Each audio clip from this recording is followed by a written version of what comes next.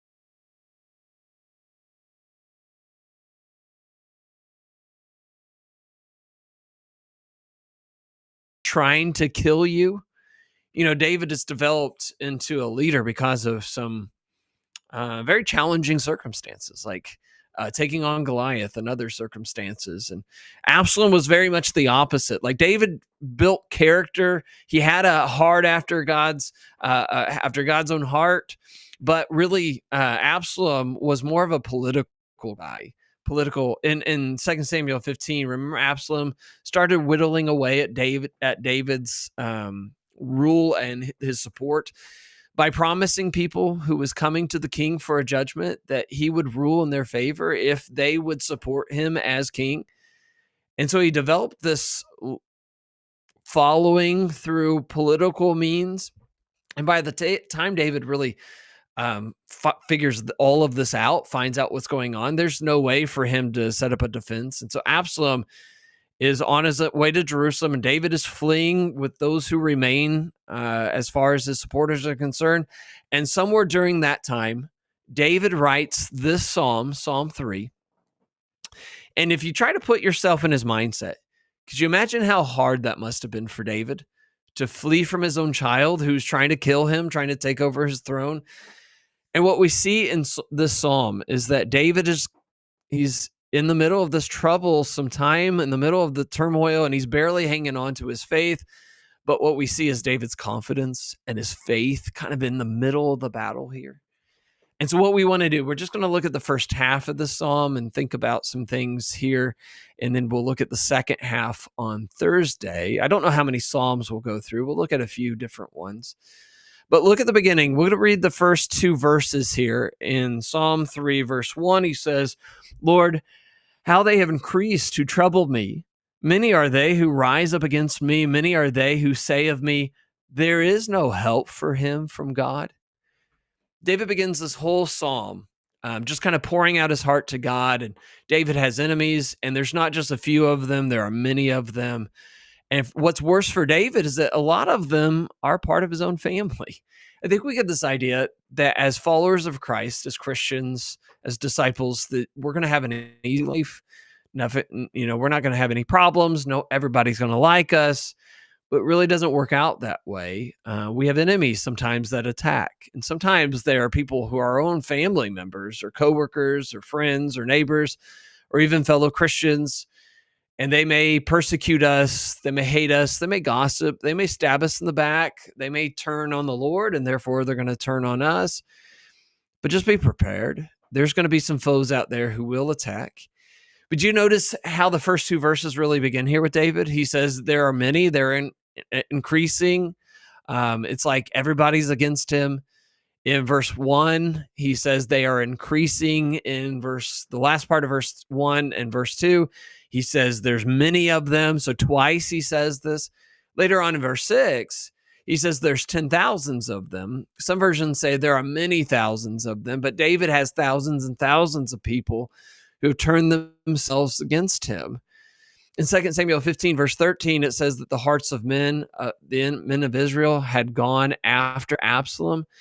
In other words, the majority of Israel wanted to follow Absalom, wanted Absalom to be king. But David wasn't swayed by the numbers. We'll see that later on in verse 6. And, he wasn't afraid, even if there was thousands and thousands of them. Have you ever felt like that? That everybody's against you? It's a little troublesome, isn't it? Like David's enemies, he had a lot of them. He bears and tigers and Saul and the Philistines. But this was way worse. And this feels really threatening. This is kind of a scary situation. And the odds are kind of stacked against him. The enemies are surrounding him. Being in the minority is really tough, but it's even tougher when the minority gets even smaller. And we as Christians understand that in this country that we're in. Even his own counselors had turned against him.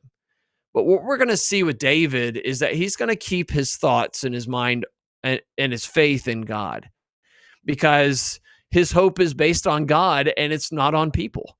If God is on his side, then thousands could not bring a victory against him. But on the other hand, if David was against God, then thousands wouldn't bring him victory. And so David understood this. In other words, when we're in the midst of a battle, don't worry about the numbers. We ought to worry about whether we're on God's side or not. We need to be focused on God and whether we're doing what God says we need to do. And look at verse 2 there. Look at what they were saying about him. They says, there is no help for him in God. You understand what they're saying? They're saying this is actually a punishment from God, that David is fighting against God, right? That's the idea. And so remember, it kind of reminds you of Job. Job's suffering and his friends come and say, what'd you do, Job? You must have done something to make God mad, But this was kind of shaking David to his core. Maybe this was God's judgment on him.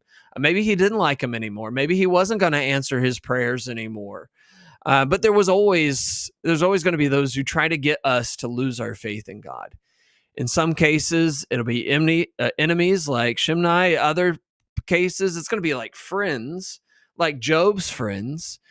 In either case, we shouldn't let the naysayers get to us. We need to keep our focus and our faith in God, because he's the one that's going to care for us. I think as Christians, we need to remember who the ultimate foe is. It's Satan. He's the accuser of the brethren. He is the roaring lion seeking to devour us. And we need to be aware of all his schemes.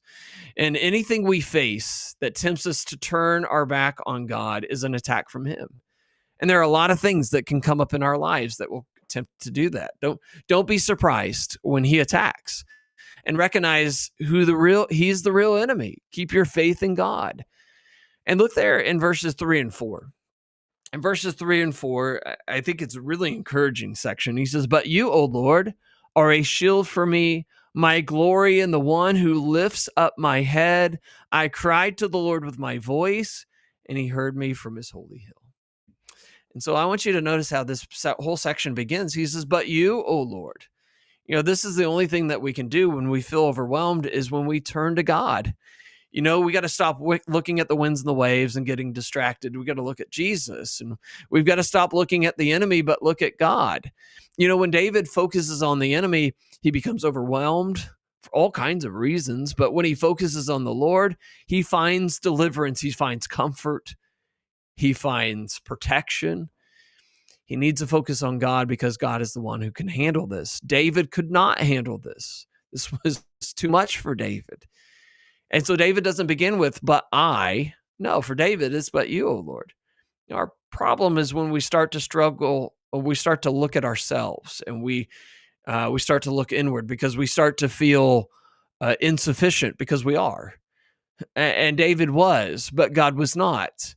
And when we look at the Lord, it changes everything. In 2 Samuel 15:25 and 26, it says David uh, put his return to Jerusalem completely in God's hands. God was his comfort. He was his rock. He was his protector. David looked at God as his shield, his protection. But you, O Lord, are a shield around me. Now the enemies are surrounding him, but he has this protector. He has this shield that shields him from them, and that's pretty cool. And when times are tough, where do we look for our protection? Where do we turn? Sadly, there are a lot of people who turn to all kinds of different things for protection. Some turn to their own pride for protection. Some turn to their favorite sins for protection. Some turn to outbursts of wrath and drunkenness and, gossip, anything that takes off the edge or makes them feel better about attacking their enemies. David also says that God is his glory and the one who lifts up his head. David is completely physically weak here. He's down physically. He's sad. He's overwhelmed. He's ashamed.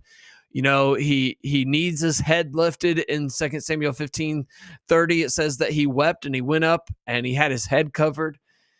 Where do we seek? Where do we turn when things get tough? Sometimes we turn to other things like food. We like some retail therapy.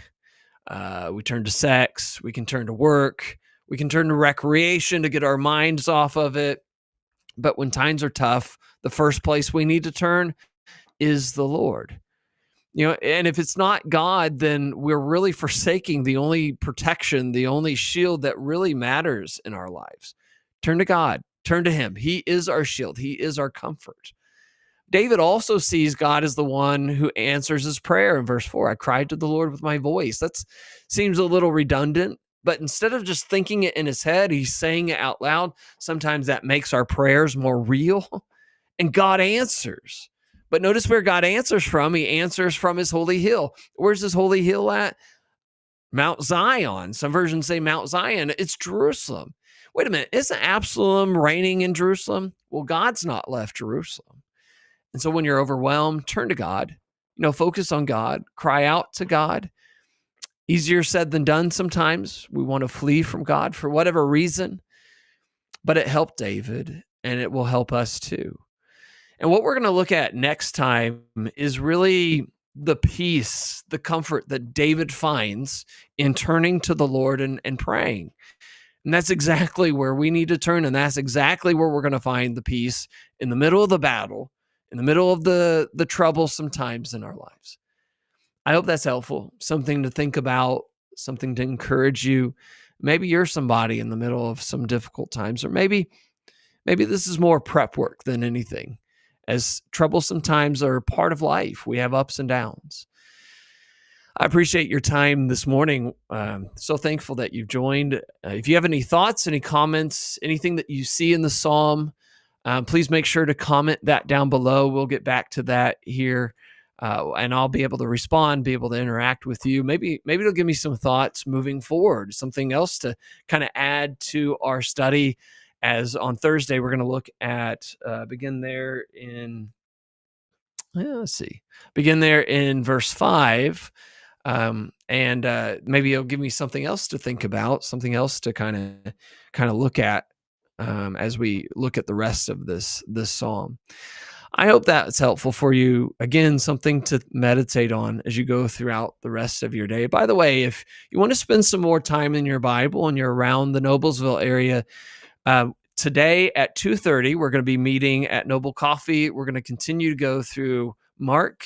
I can't remember where we are off the top of my head, but we're going to be looking at Jesus, and we're actually getting into the last week of Jesus's life. We're somewhere around chapter 11, chapter 12, getting into the last week of Jesus's life, and we've looked. It's been really, really a good study.